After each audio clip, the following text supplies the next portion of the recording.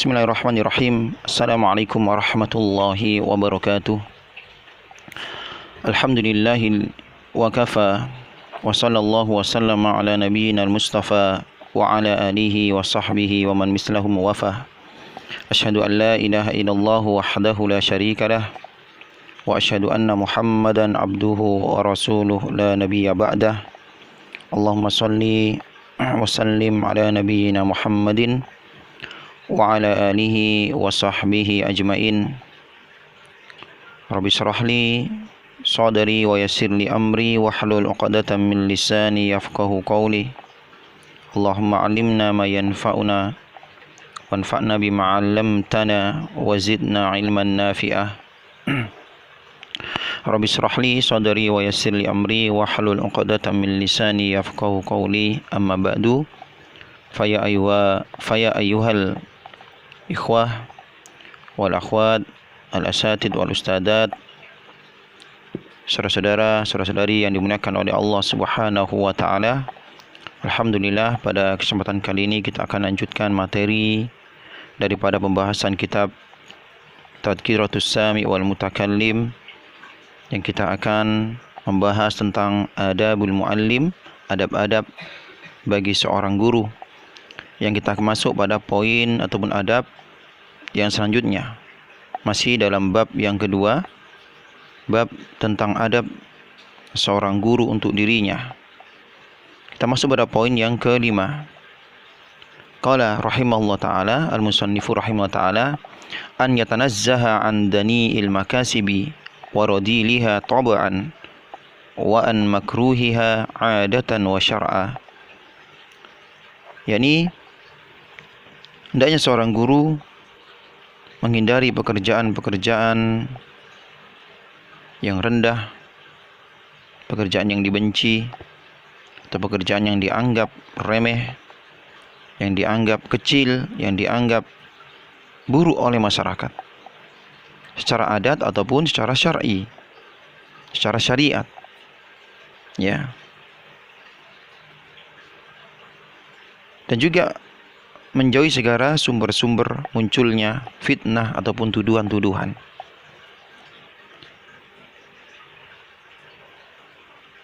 Jadi poin yang kelima ini, seorang muallim, seorang guru hendaknya menghindari pekerjaan-pekerjaan yang rendah, yang hina, ya, secara tabiat, yang makruh dalam adat kebiasaan dan syariat. Contohnya yang disebutkan oleh Syekh Ibnu Jam'ah dalam kitab ini, yang ada pada masa beliau. Tentunya ini pekerjaan-pekerjaan yang dianggap rendah ini, yang dianggap kotor ini, berkembang dengan berkembangnya masa dan juga kemajuan, berbeda mungkin setiap zaman. Yang boleh sebutkan dalam kitab ini, di antara pekerjaan yang dianggap rendah waktu itu, yakni al-khijamah, kal-khijamah, yakni menjadi tukang bekam. Ya. Subhanallah, karena tukang bekam di zaman itu, di tahun 630-an atau 640-an Hijriyah, masih menggunakan alat-alat yang tradisional, menggunakan yakni bekas-bekas tanduk-tanduk hewan-hewan, ya, yang tentunya ini, ya, berhubungan dengan darah yang kotor tentunya, dan jadilah pekerjaan ini adalah pekerjaan yang rendah di masa itu, ya. Dan juga wad-dibaghah, menyama, yakni menjadi tukang sama. Menyama ini yakni menjadikan, ya, kulit-kulit binatang yang sudah disembelih untuk dimanfaatkan dengan cara dicuci, kemudian dijemur. Maka ini bisa dijadikan sebagai tas, dijadikan sebagai tempat-tempat minuman, dan lain sebagainya. Dan ini dianggap rendah pada zaman itu. Wasorfi, dan juga jual beli mata uang, money changer, ya, di zaman itu. Wasyagah, dan juga mengelola barang tambang. Dan jenis-jenis yang disebutkan oleh beliau ini merupakan yang ada pada zaman beliau, yang dianggap rendah dan bisa jadi berubah. Ya, mungkin di zaman sekarang pekerjaan menjadi tukang bekam itu bukan pekerjaan yang kotor. karena menggunakan alat-alat subhanallah medis sekarang, menggunakan kop-kop, menggunakan jarum-jarum yang steril, menggunakan masker dan lain sebagainya. Ya bisa jadi ini berubah. Dan ini dikembalikan kepada uruf kebiasaan masyarakat setempat. Apa pekerjaan yang dianggap rendah atau dianggap kotor atau dianggap ini bisa merendahkan muru'ah harga diri seorang muallim. Ya. Nah, la yaf'alu syai'an yatadammanu naqsa muru'ah. Afan. Janganlah seorang guru itu melakukan suatu pekerjaan sampingan, ya. Mungkin ada pekerjaan sampingan, ya, pekerjaan yang lainnya selain menjadi seorang guru. Tapi janganlah sampai seorang guru menekuni profesi lain yang itu bisa merendahkan muru'ah. Au ma yustangkaru zahiran wa in kana jaizan batina. Ya. Subhanallah. Ataupun yang bisa membuat ya kepribadian menjadi berkurang. Ya. Kepribadian baiknya menjadi berkurang. Atau secara lahir itu pekerjaan yang diingkari. Sekalipun secara batin itu merupakan perkara yang halal yang dibolehkan oleh agama kita. Ya, contohnya menjadi pemulung, ya. Pemulung dalam agama kita nggak ada masalah. Pemulung, mengutip, ya, sampah-sampah. Akan tapi pekerjaan ini, ya, ini merupakan perkara yang rendah dianggap masyarakat. Walaupun mungkin bisa jadi omsetnya, ya, berkali-kali lipat daripada menjadi seorang guru. Akan tapi pekerjaan ini adalah pekerjaan yang dianggap remeh, dianggap rendah oleh masyarakat. Maka seorang muallim tidak boleh mengerjakannya. Kenapa? Karena ini bisa menyebabkan manusia merendahkan ilmu, menyebabkan masyarakat, ya, tidak lagi menghormati para guru-guru dan juga tidak menghormati ilmu itu sendiri. Dan bisa jadi mereka akan, ya, semakin jauh daripada ilmu. Subhanallah. Fa innahu yu'arridu nafsahu lituhma, karena ini profesi ini merupakan profesi yang menyebabkan, ya,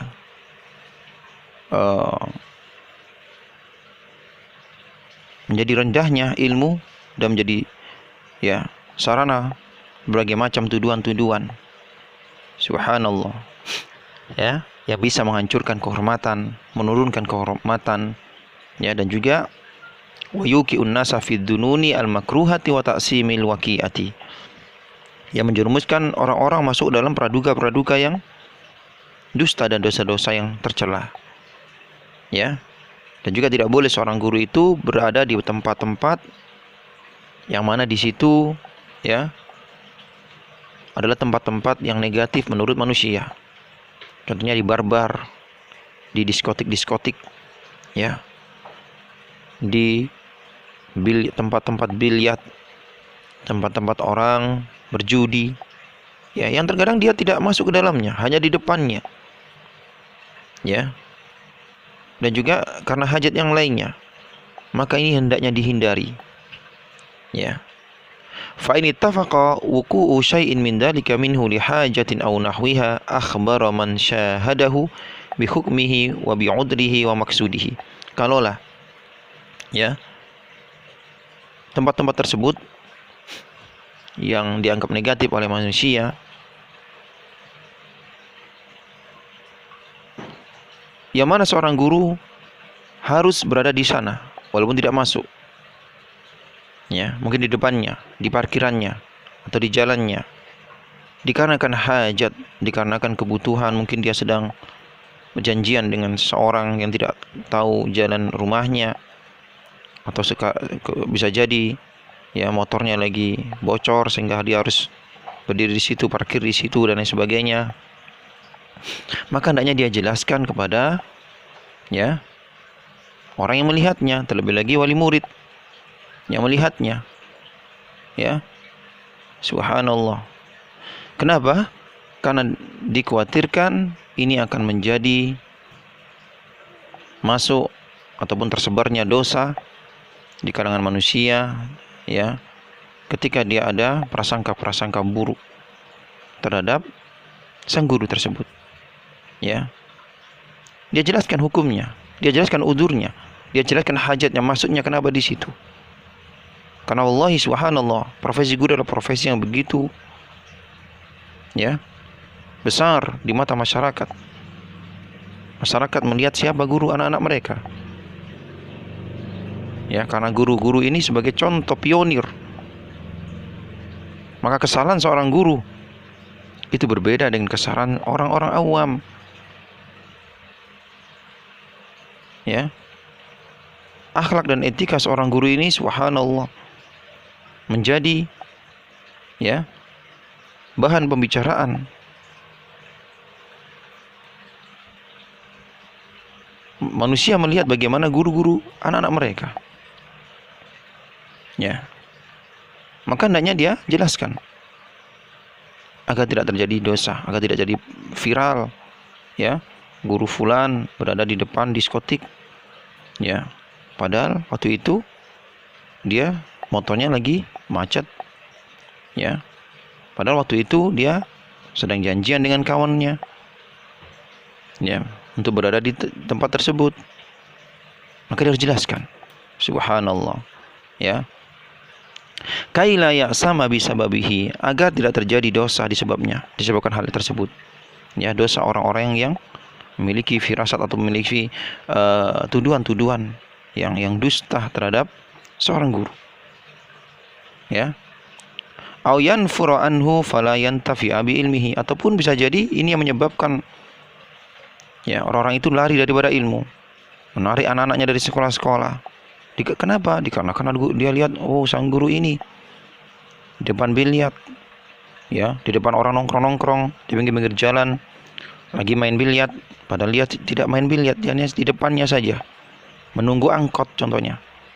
Subhanallah, maka hendaknya dia jelaskan, ya, karena dikhawatirkan orang akan lari daripadanya dan lari daripada ilmu itu sendiri. Nah,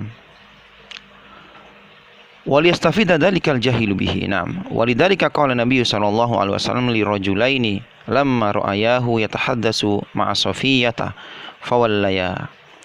Dan ini pernah terjadi ketika Rasulullah sallallahu alaihi wasallam sedang berbincang-bincang dengan istri beliau Safiyyah Ummul Mukminin radhiyallahu anha. Di malam hari zaman Rasulullah, dalam malam hari yang gelap, tidak ada, ya, penerangan, hanya mengandalkan, ya, cahaya daripada bulan. Maka lewatlah dua orang. Maka Rasulullah berkata kepada kedua orang tersebut, ala rislikuma, tetaplah kalian di tempat kalian, jangan tergesa-gesa.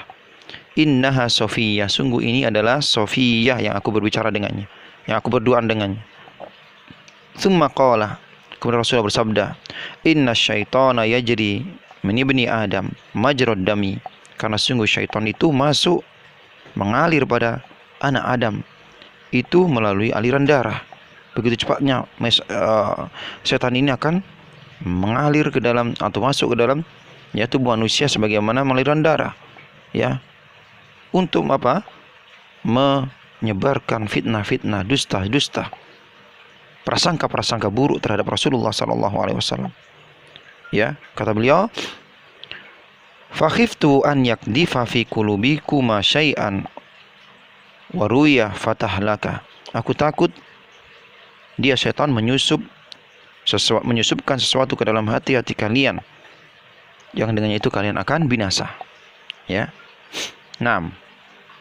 Jadi tujuan Rasulullah sallallahu alaihi wasallam melakukan hal ini agar dua orang tersebut mereka tidak berdosa karena ada syuudzon, prasangka-prasangka buruk terhadap Rasulullah sallallahu alaihi wasallam sedang berdua-dua dengan seorang wanita, ya.